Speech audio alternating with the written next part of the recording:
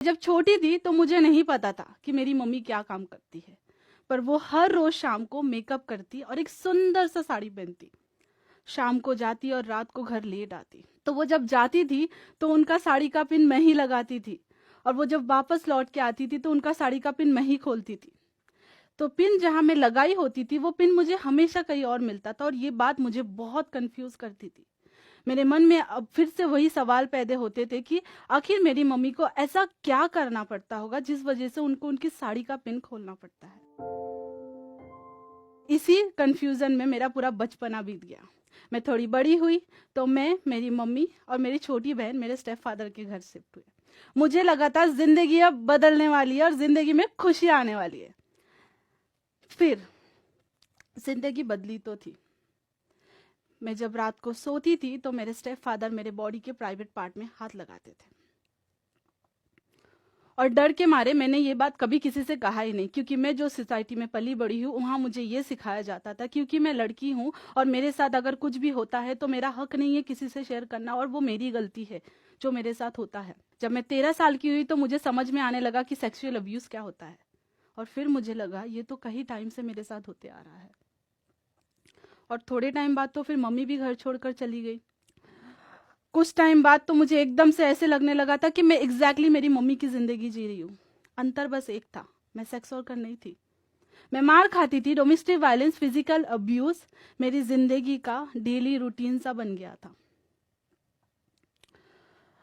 School से जुड़े, बचपन से जुड़े, टीनेजर से जुड़े सबके पास ये यादें होती है, मेरी बस इतनी सी थी। मैं स्कूल से जब घर लौट कर आती थी, मेरे स्टेप फादर मेरा सेक्सुअल अब्यूज करने के लिए मुझे उसी घर में मिलते थे। मैंने जिंदगी के फिर से सारे जीने की उम्मीद तोड़ चुकी थी, मुझे जीना ही नहीं था। फिर मैंने 3 बार सुसाइड अटेम्प्ट किए। मैं इमोशनली इतना डाउन हो गई थी, मैं इतना पिस्ड ऑफ हो गई थी, मुझे बस जीना ही नहीं था। उसके बाद क्या, मुझे आज यहाँ तक जो पहुंचना था, इसलिए मैं 3 बार बच गई। मुझे अपनी जिंदगी ऐसे तो नहीं काटनी थी। वो कहते हैं ना कि अगर काटनी है जिंदगी तो पीछे देखो, और अगर जीनी है तो बस आगे देखो। मुझे भी अपनी जिंदगी अब जीनी थी। मैंने बहुत ट्राई किया और मैं एक दिन सोच ली कि मुझे अब नहीं रहना यहाँ। मैं 9वीं बस पढ़ाई, मेरा 9वीं स्टैंडर्ड खत्म हुआ था, और मुझे ये बात तो पता था मुंबई रहने के बाद इतने सालों में कि जस्ट 9वीं खत्म करके कुछ नहीं मिलने वाला है जॉब। तो खाना बहुत अच्छा बना लेती थी, घर का काम बहुत अच्छे से आता था, तो मुझे लगा डोमेस्टिक हाउस का वर्क तो मैं कर ही सकती हूँ। ये सोच के साथ मैं घर से निकली, अपनी तकदीर बदलने के लिए। एक 100 रुपए का नोट लेके निकली थी मैं। निकली, लोकल ट्रेन में बैठी, और मुझे नहीं पता था कि मैं एक दलदल से निकलने कहीं दूसरे दलदल में तो नहीं फंसने जा रही हूँ। ऐसे सवाल मुझे खाते गए वो पूरा टाइम, और फिर मैं एक स्टेशन उतर गई। उस टाइम पे मुझे नहीं पता था वो स्टेशन का नाम क्या है, और मुंबई जैसे शहर में मैं किसी को नहीं जानती थी वो टाइम पे। मैं उतर गई और हर वो पॉसिबल रास्ते के बारे में सोचने लगी जहां से मुझे थोड़ी सी हेल्प मिल सकती थी। फिर मुझे याद आया कि मेरी एक फ्रेंड ने मुझे क्रांति एनजीओ के बारे में बताया था। उसने मुझे ये बताया था कि क्रांति एनजीओ मेरे जैसे लड़कियों के लिए ही काम करती है। उसने मुझे उनका नंबर दिया था।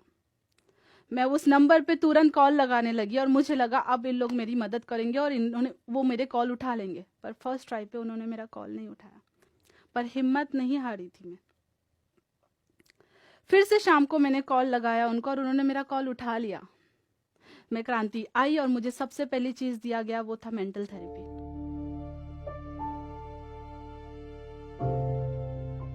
It's been 3.5 years। मैं लाइसेंस जुम्बा इंस्ट्रक्टर हूँ, और मैं बहुत सारे अलग अलग डिफरेंट एनजीओस में जाती हूँ और उन्हें क्लासेस देती हूँ। जुम्बा ने मेरे लाइफ में मैजिक किया है।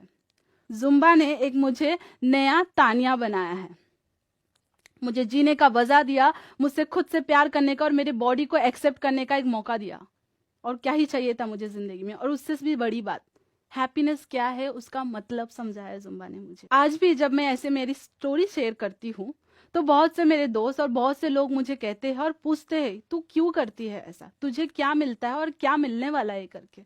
मेरा उन सब से यही कहना है कि मुझे पता है कि कहीं ना कहीं मेरे जैसे कितने तानिया, कितने लड़के और कितने लड़कियां ऐसे ही परेशानियों के दौर से गुजर रहे होंगे। जब हम ऐसे परेशानियों से गुजरते तो हम अंदर ही अंदर दम घुटकर जीने लगते हैं, हमें कुछ ऑप्शंस और नहीं नजर आते हैं। मैं उन सारे लोगों से कहना चाहती हूँ, मैं फिर से बोल रही हूँ, मैंने अपनी जर्नी खुद से स्टार्ट किया था। मैंने खुद का कदम फर्स्ट मेरे से स्टार्ट किया था।